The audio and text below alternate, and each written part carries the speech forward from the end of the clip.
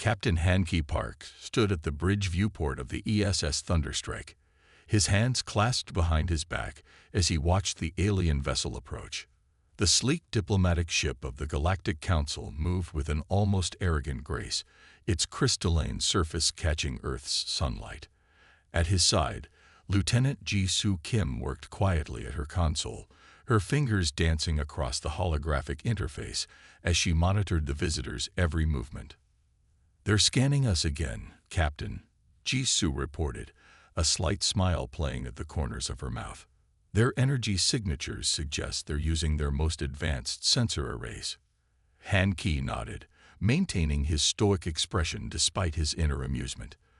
The Council ship had been scanning Earth's defenses for the past hour, each sweep becoming increasingly intense as they encountered more of humanity's defensive network.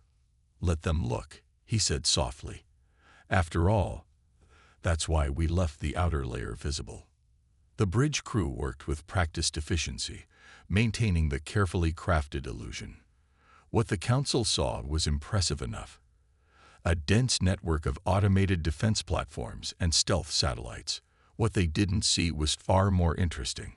High Elder Mira's face appeared on the main view screen, her silvery skin and luminescent eyes marking her as one of the Council's eldest races. "Captain Park," she spoke, her universal translator giving her words a slight musical quality.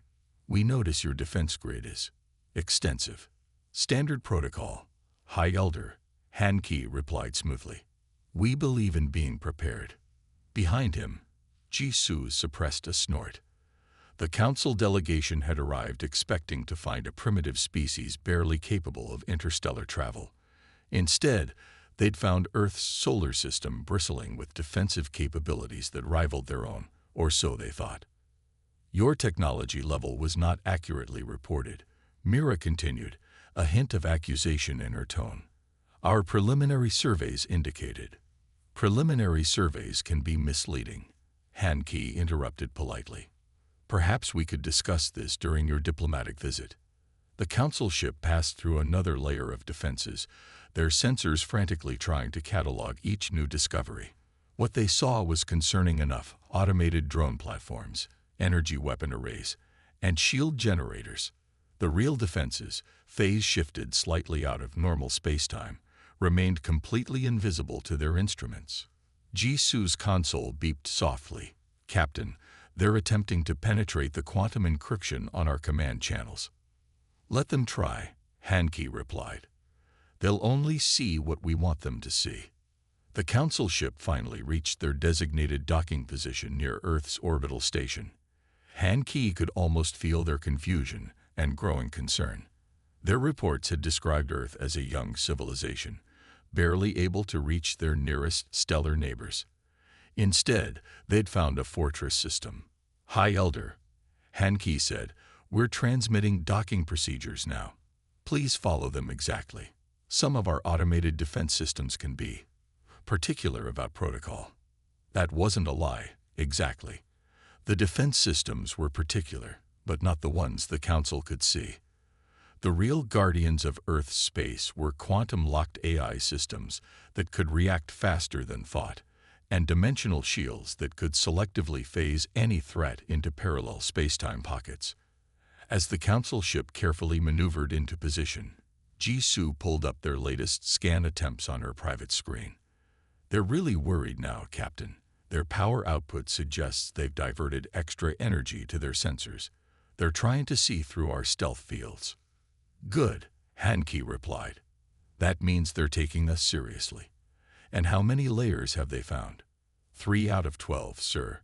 They think they're being thorough." The bridge crew shared knowing looks. Humanity had learned long ago that the best defense wasn't just strength, it was uncertainty. Let them see enough to worry, but never enough to truly understand. The Council would return to their worlds with reports of a surprisingly advanced civilization with impressive but comprehensible defenses. They would never suspect that what they'd seen was just the surface. As the Council ship completed its docking procedures, Hankey straightened his uniform. "Lieutenant Kim, you'll accompany me to greet our guests. Let's show them that humanity knows how to be diplomatic." "Of course, Captain," Jisoo replied, standing from her station. "Should I prepare the standard tour route?" "Yes.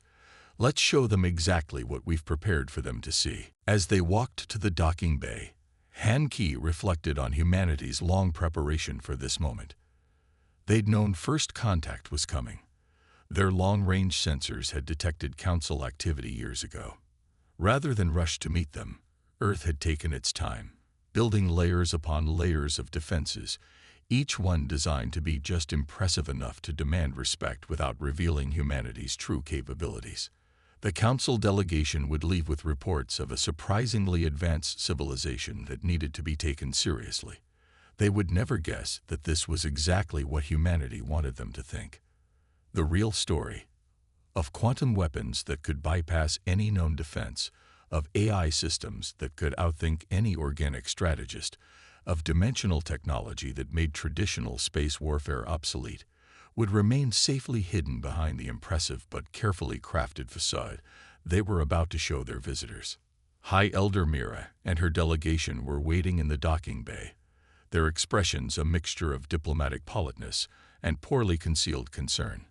Han-Ki smiled warmly as he approached them, every inch the professional but slightly unsophisticated human captain they expected to meet.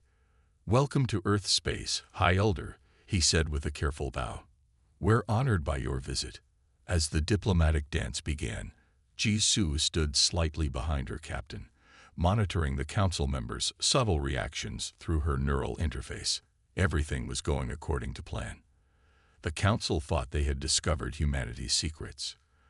They had no idea they were seeing exactly what humanity wanted them to see.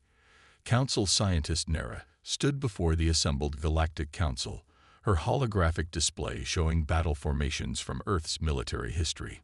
The Grand Chamber was silent as she gestured to the images floating in the air, each one depicting human warfare tactics that seemed to defy conventional military wisdom. Dr. Tajun Lee sat quietly in his observer's chair, watching the council's reactions.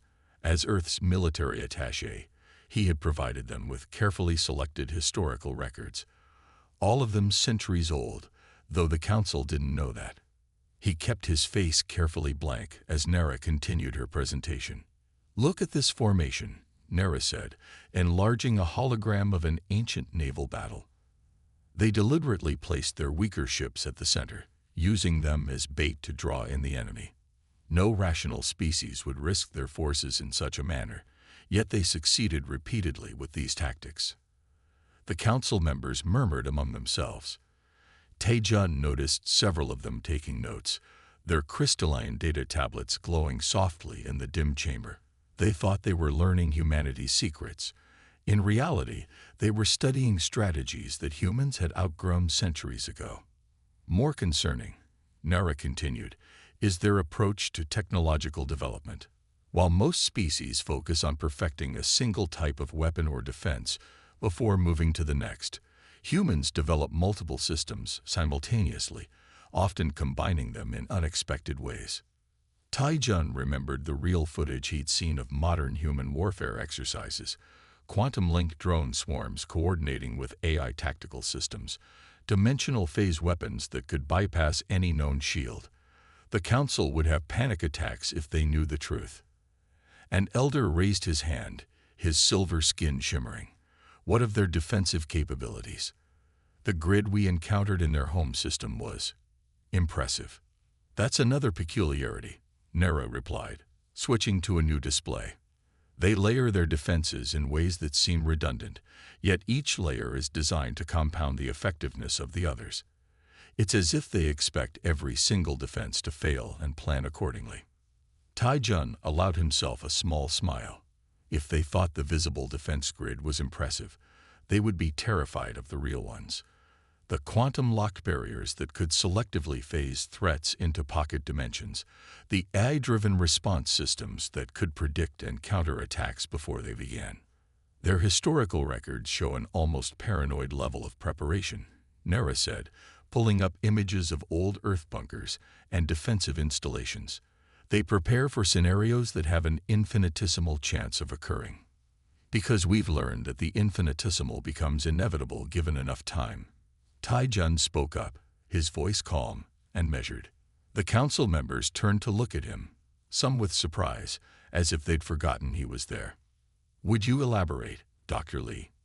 Nara asked, her professional courtesy barely masking her unease. "Human history is full of the impossible becoming possible," he said simply. "We prepare for everything because we've learned that anything can happen." The council members shifted uncomfortably in their seats. They were used to species that followed predictable patterns of technological and military development. Humans, with their scattered, seemingly chaotic approach to advancement, worried them. "There's something else," Nara added, her voice growing concerned. "Their combat simulations show a willingness to accept casualties that would be unthinkable to most species. They seem to view losses as an acceptable cost if the strategic objective is achieved." Tai-Jun wanted to laugh. The council was studying records from wars where humans had fought with bullets and bombs. They had no idea that modern human warfare was almost casualty-free, thanks to AI tactical systems and dimensional extraction technology that could pull endangered personnel to safety instantly. "Thank you for your report, Scientist Nara," the council leader said finally. "Dr. Lee, please convey to your government that we would appreciate access to more recent military records." "I will relay your request," Tai-Jun replied diplomatically, knowing it would be politely declined. Let them think they understood humanity's approach to warfare. Let them believe they had grasped human military doctrine by studying ancient history. As the session ended, Tai-Jun walked through the council's grand halls, passing members of various species who tried to hide their worried glances. His neural implant was already composing a report to Earth Command, noting which aspects of human military history had concerned the council most. The truth was, humanity had shared these old records precisely because they knew how the council would react. Let them think they had discovered humanity's strategic principles. Let them believe they understood human warfare. The real technology, the true capabilities that humanity had developed, remained safely hidden behind this carefully constructed curtain of historical analysis. The council thought they were dealing with a surprisingly advanced but comprehensible civilization. They had no idea they were only seeing what humanity wanted them to see, the tip of an iceberg that went deeper than they could imagine. As Tai-Jun boarded his shuttle back to the Earth Embassy, he allowed himself a small smile. The council's assessment was going exactly as planned. They would eventually learn the truth about humanity's real capabilities, but only when Earth was ready for them to know. Commander Sun Mecho stood on the bridge of the ESS Stormbreaker, her eyes fixed on the tactical display as red dots representing pirate vessels approached Proxima Centauri colony.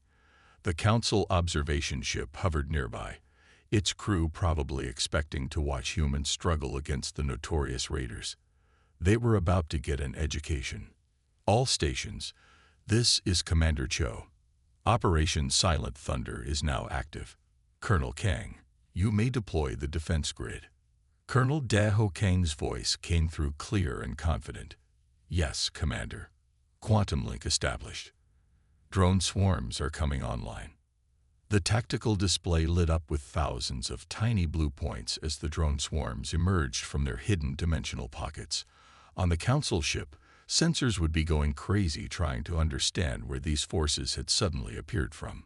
"Pirates are entering weapons range," reported Lieutenant Park from Tactical. "Their shields are at maximum power." Sun Mai allowed herself a small smile. "Colonel Kang, show them what we can do."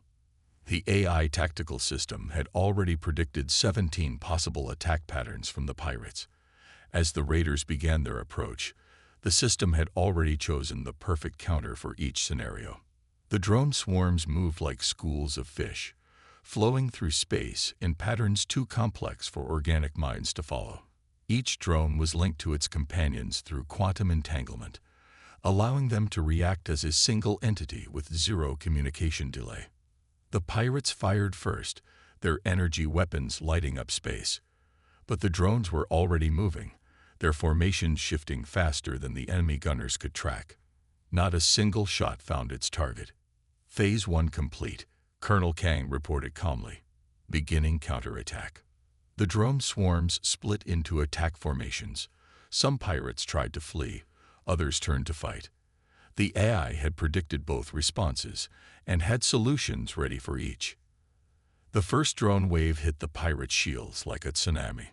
Quantum-linked weapons fired in perfect synchronization, their combined energy reaching through the shield harmonics as if they weren't even there. 3 pirate ships lost power simultaneously. Council ship is broadcasting on all frequencies, Lieutenant Park said. They're asking if we need assistance. Sun Mei couldn't help but laugh. Send them our thanks, but inform them that the situation is under control. The remaining pirates attempted to regroup, changing their shield frequencies and weapons patterns. The AI adapted faster than they could act, the drone swarms already moving to counter strategies the pirates hadn't even executed yet. Colonel Kang, status of the prediction matrix. Sun Mei asked. The AI has mapped out all possible escape routes. Drone Group 3 is already in position to intercept any runners. Groups 1 and 2 are proceeding with the main assault. On the tactical display, the battle looked like a dance. The drone swarms moved with impossible precision, each unit knowing exactly where it needed to be microseconds before it was needed there. Pirate ships found their every move countered before they could complete it. Commander, Lieutenant Park called out, the Council observers are requesting data on our drone control systems. Politely decline, Sun Mei replied. Let them wonder how humans could coordinate such complex movements with zero communication lag. Let them try to understand how the drones could predict and counter attacks that hadn't even been launched yet. The battle was over in minutes. The pirate fleet, which had terrorized this sector for months, was reduced to powerless hulks floating in space. Not a single drone had been lost. Colonel Kang, begin recovery operations, Sun Mei ordered. Let's show our council friends that we know how to be merciful as well. The drone swarms reformed, creating a containment grid around the disabled pirate vessels. Search and rescue drones moved in, their quantum sensors identifying life signs and beginning evacuation procedures. The council ship is still scanning us, Lieutenant Park reported. They seem particularly interested in trying to figure out where the drones came from. Sun Mei nodded. They wouldn't find anything. The dimensional pocket technology that had concealed the drone swarms was generations beyond their scanning capability. Let them wonder. As the cleanup operation proceeded, Sun Mei composed her official report. She knew the council would request a copy, and she knew exactly how much information to include. They would learn about the drone swarm's efficiency, about the precision of human military response. They would not learn about the AI that could predict enemy actions, or the quantum link technology that made traditional command and control obsolete. The Council observation ship continued its scans as the ESS Stormbreaker began escort duty for the captured pirate vessels. Sun Mei could imagine their confusion, their concern. They had just watched a military operation that should have been impossible by their understanding of physics and tactics. Commander, Colonel Kang's voice came through again. The AI analysis suggests a 94% probability that the Council will request a joint military exercise within the next month. Let them. Sun Mei replied. We'll show them exactly what we want them to see. The demonstration was complete. The Council had seen enough to worry them, enough to make them respect human military capability. But they had seen only what humanity had chosen to reveal. A carefully measured display of force that hinted at greater power without showing their full hand. As the Stormbreaker moved into formation, Sun Mei watched the council ship on her display. They had come expecting to observe a primitive species struggling with space pirates. They had witnessed something else entirely. And they still had no idea what humanity was truly capable of.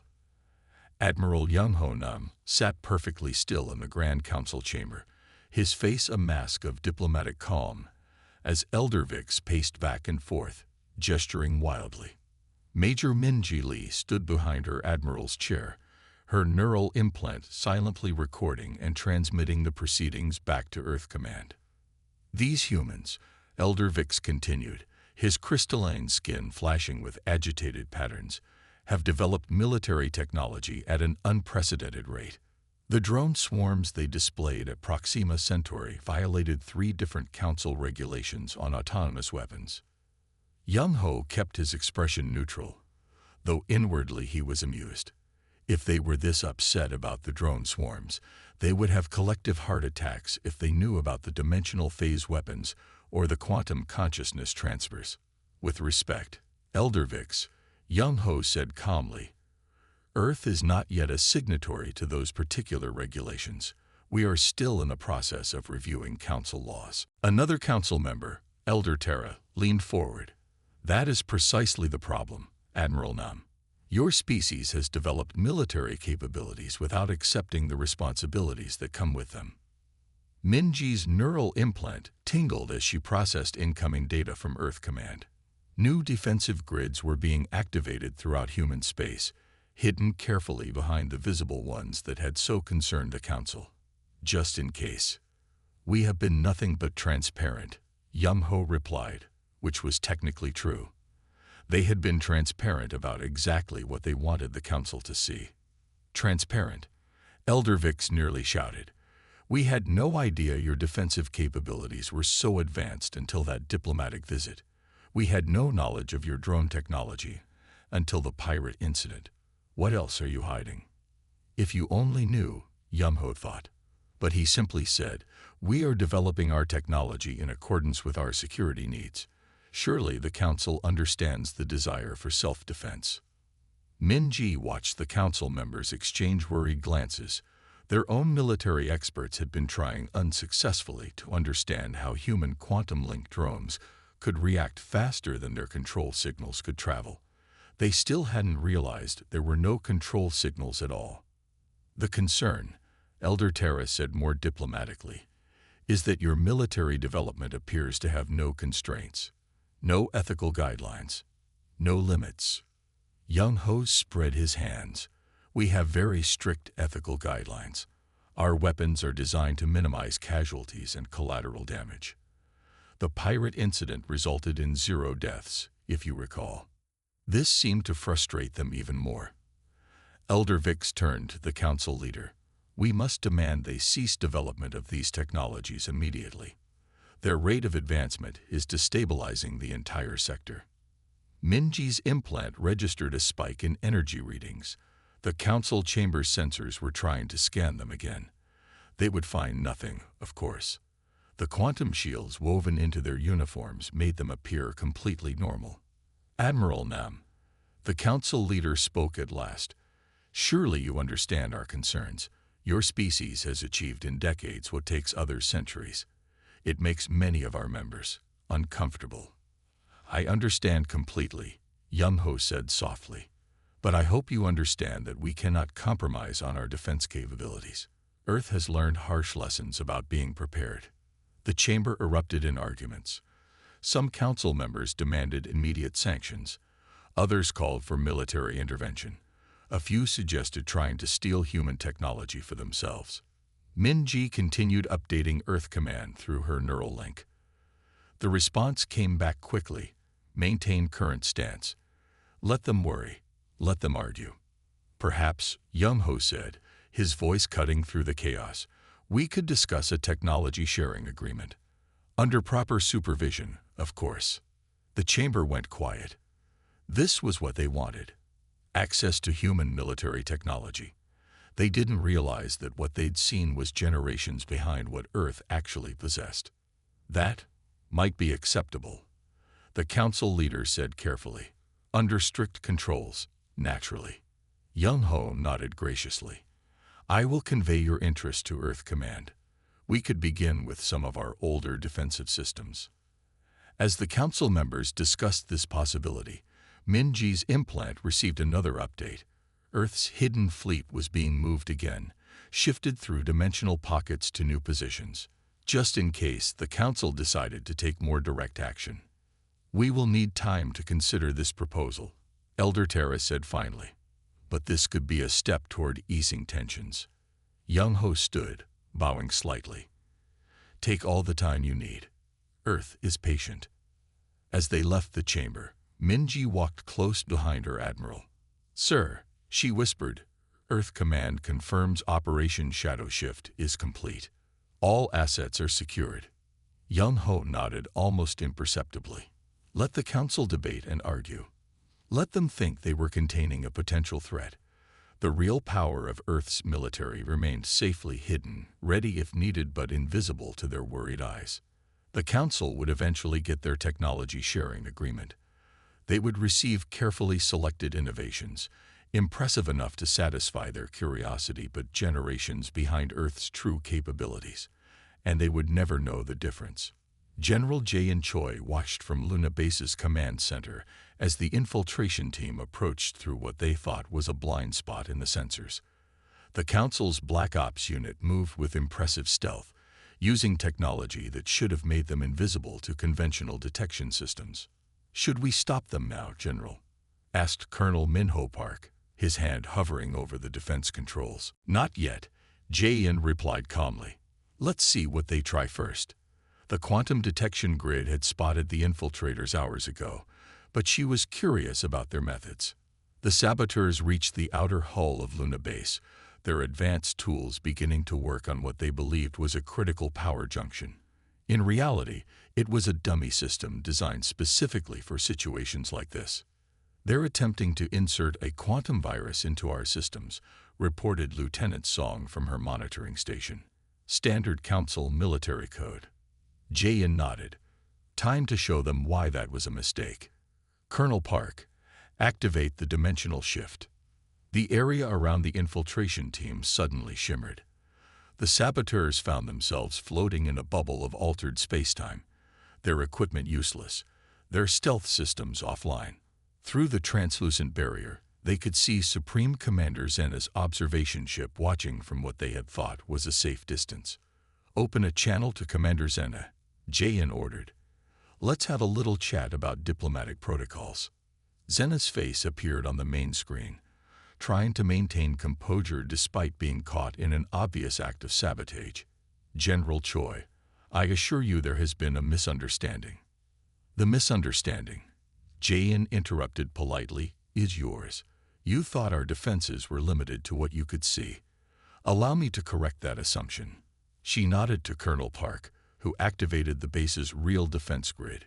Dimensional corridors opened throughout the space around Luna Base, revealing dozens of ships that had been sitting in parallel space-time pockets.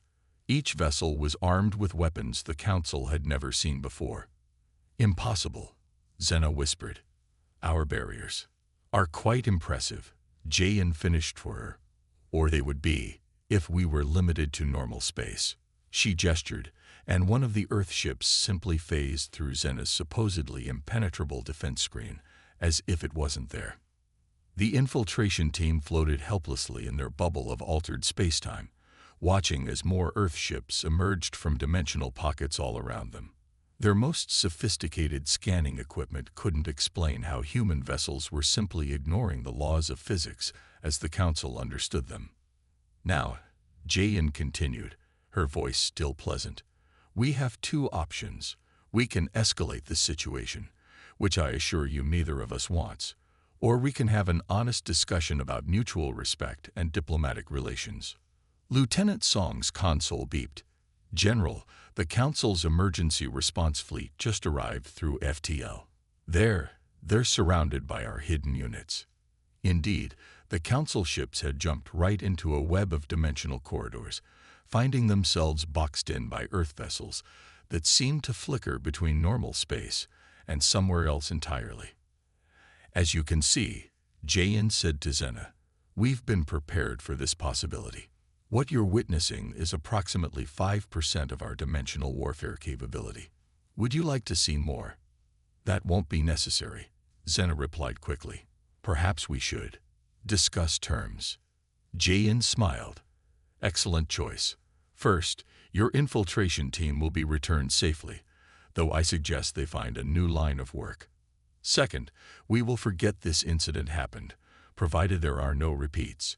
And third," she paused, letting the tension build as more Earth ships phased into view, each one demonstrating capabilities that the Council had thought impossible.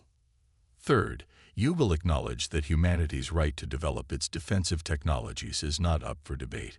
We've been patient with the Council's concerns, but that patience has limits. The infiltration team was transported directly to Zena's ship, their equipment wiped clean of any data they might have gathered. They looked shaken, and Jayan didn't blame them. Few species had ever witnessed dimensional warfare technology in action.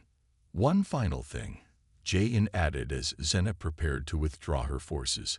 What you've seen today is a gentle warning. We prefer peace, Commander Zena, but we are very, very good at war. Please make sure the Council understands that. As the Council ships retreated, Colonel Park turned to his general. Do you think they've learned their lesson? They've learned that we're more powerful than they thought, Jayan replied. But they still don't know how powerful. Let's keep it that way for now. Luna Base's defenses shifted back to their normal configuration, the dimensional corridors closing one by one. The ships vanished back into their pocket dimensions, ready to emerge again if needed. Earth had shown just enough of its true capabilities to send a message, while keeping its real strength carefully hidden. The crisis was over, but Jayan knew it was just the beginning. The Council would be more cautious now, more respectful. But they would also be more afraid.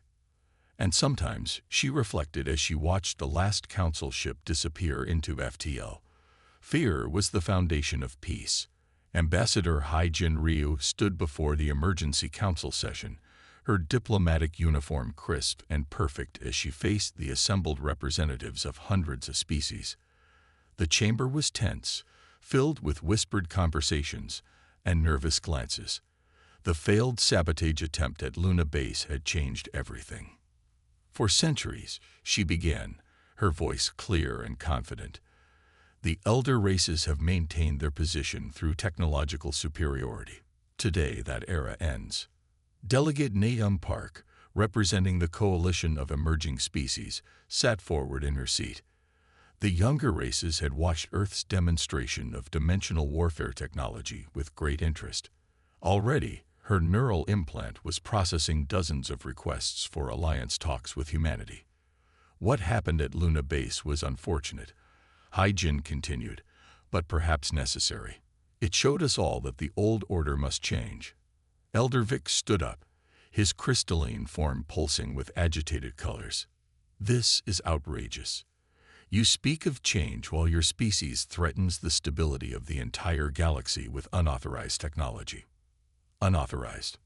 Hai-Jin's smile was polite but firm. By whose authority?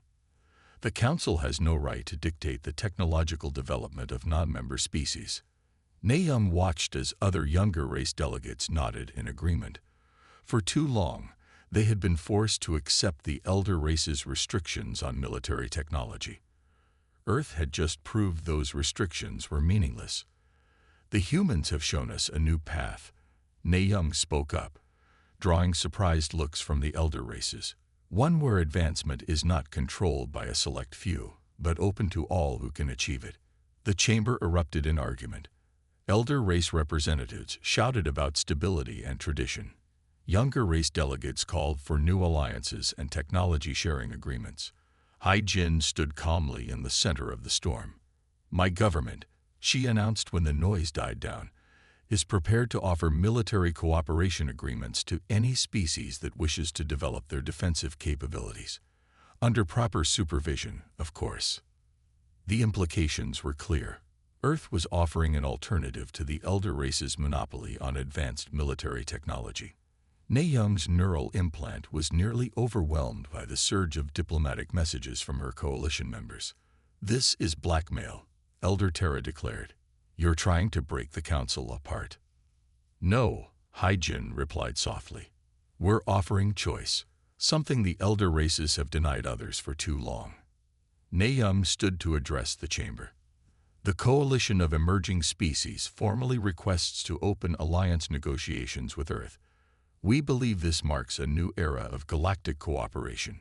The elder race's representatives huddled together, their private communications clearly visible in their agitated movements. They were losing control, and they knew it. "Allow me to be clear," Hai-Jin said into the tense silence. "Earth has no desire to replace the elder race's dominance with our own. We seek balance, partnership, true equality among species. And if we refuse," Elder Vix demanded. "Then you refuse," Hai-Jin shrugged. "But others will accept. The universe is changing, honored elders. You can change with it, or you can watch from the sidelines." Nayoung's coalition members were already drafting preliminary alliance terms. The younger races had waited centuries for this opportunity, a chance to break free from the elder race's technological constraints. "We offer friendship," Hai-Jin continued, "but we will not be controlled." The demonstration at Luna Base proved that humanity cannot be forced to comply with restrictions we never agreed to. The council leader finally spoke, his ancient voice carrying weight. "And what guarantees do we have that Earth won't abuse its power as we are accused of doing?" "Watch us," Hai-Jin replied simply. "Judge us by our actions. We've had these capabilities for years, yet we've never used them aggressively. We defended ourselves when attacked. Nothing more." Nayoung stepped forward to stand beside the human ambassador. "The coalition stands with Earth. We believe their offer of partnership is genuine." The elder race's representatives whispered among themselves, their previous confidence shattered. The balance of power wasn't just shifting, it had already shifted. Earth's demonstration of dimensional warfare technology had proven that their military capabilities exceeded anything the Council possessed. "We will need time to consider these developments," the Council leader announced finally. "Of course," Hai-Jin nodded. "Earth is patient. But be aware that we will proceed with alliance negotiations with any species that wishes to participate." As the session ended, Nayoung approached the human ambassador. "That went well," she said quietly. "Better than expected," Hai-Jin agreed. "How many of your coalition members have requested alliance talks?" "All of them," Nayoung smiled. The elder race's monopoly on military technology ended today.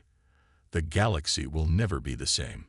The two diplomats watched as the council chamber emptied, elder race representatives hurrying away while younger race delegates lingered to make new connections. The power structure that had dominated galactic politics for centuries had been broken not by force, but by the simple demonstration that it was possible to advance without the elder race's permission. The diplomatic upheaval had begun, and there would be no going back to the old ways. Fleet Admiral Jin Ho-song stood on the observation deck of the new Joint Defense Command Station, watching as ships from 24 species practiced formation maneuvers. Beside him, Council Moderator Lyra observed with obvious fascination as human quantum-linked drones worked seamlessly with alien vessels. "Your technology integration programs have exceeded all expectations," Lyra noted, her crystalline form shifting in what Jin-Ho had learned was an expression of approval. "The key was starting slowly," he replied, "teaching the basics before moving to advanced concepts." Defense Minister Su Min-yoon joined them at the viewport, her uniform displaying both Earth and Council insignia. "The younger races have proven to be particularly adaptable.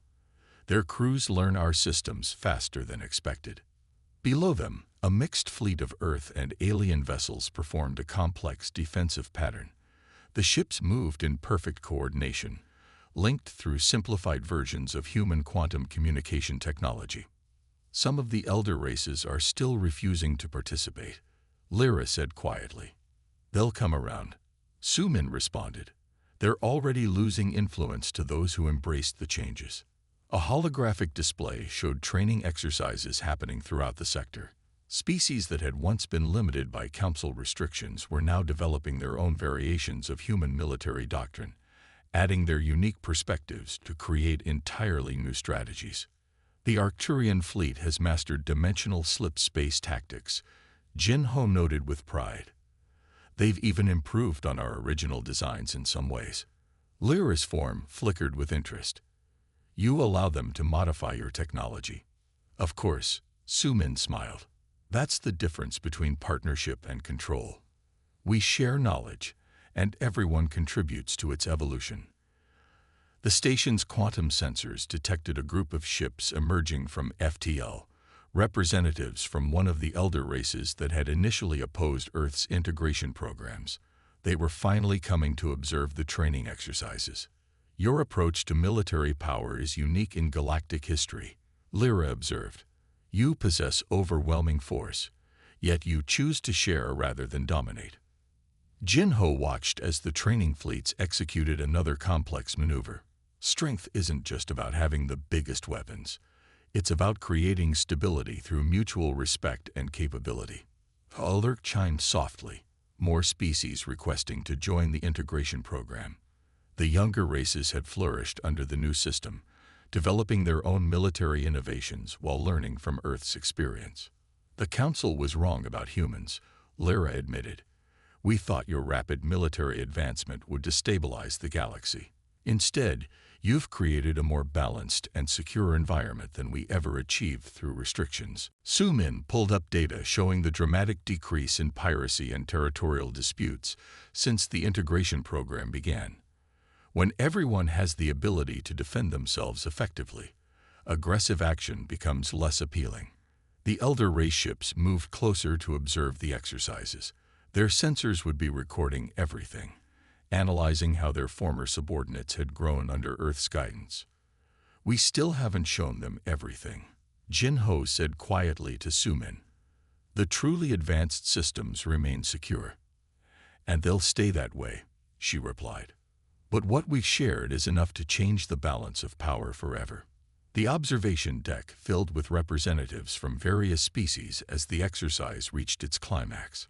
Ships from a dozen worlds moved in patterns that would have been impossible under the old system, their crews working together with efficiency that amazed even their instructors.